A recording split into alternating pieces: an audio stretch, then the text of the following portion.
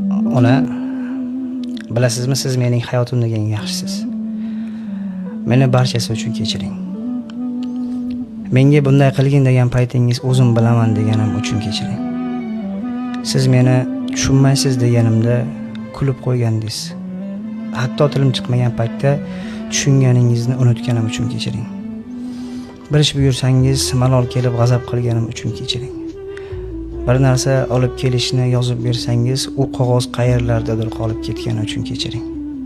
Onajon, agar meni qo'limda bo'lganida sizni barcha yomon kunlaringizni meni yaxshi kunlarimga almashtirar edim, toki yomon kunlar menda qolsin, siz faqat yaxshi kunda yashang.